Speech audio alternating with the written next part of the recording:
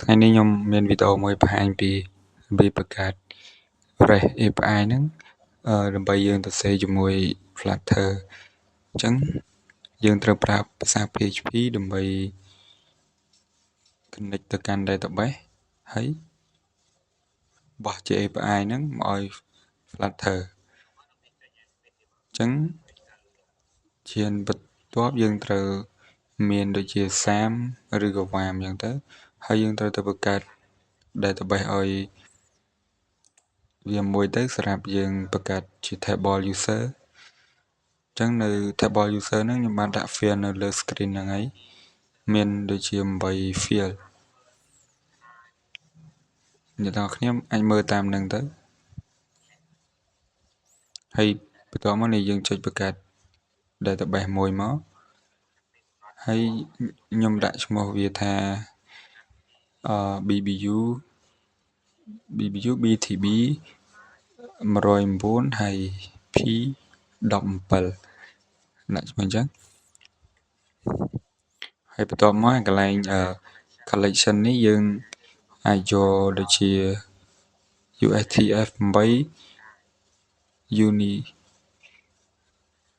Unicode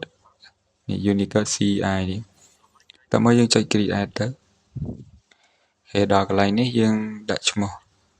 បង្កើត table អញ្ចឹងខ្ញុំដាក់ table user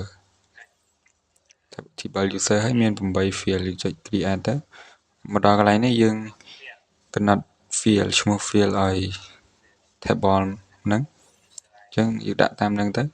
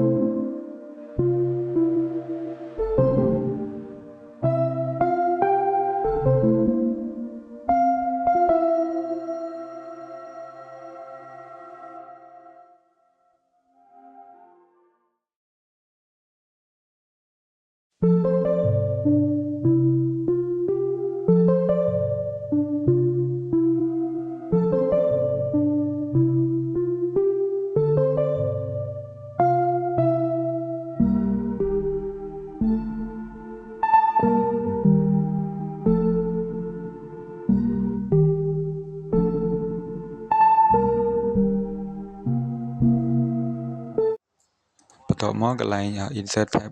insert data នេះយើងបោះវាជា parameter ទៅយើងដាក់table name ហើយ field និង value អញ្ចឹងពេលយើងចង់បញ្ចូលទៅយើងគ្រាន់តែហៅ parameter 3ហ្នឹងទៅហើយយើងបោះជាឈ្មោះ table ហើយឈ្មោះ field ហើយនឹង value ទៅ ឥឡូវយើងមើលកន្លែងហ្នឹងទៅសេចេះទៅ$, table name ហើយ $field ហើយ $value អាហ្នឹងសម្រាប់ចាប់តម្លៃកន្លែង value ហ្នឹងអញ្ចឹងចាំវីដេអូក្រោយនឹងធ្វើកន្លែងហ្នឹងតែចំពោះវីដេអូនេះគឺសូមបញ្ចប់តែត្រឹមនេះសិន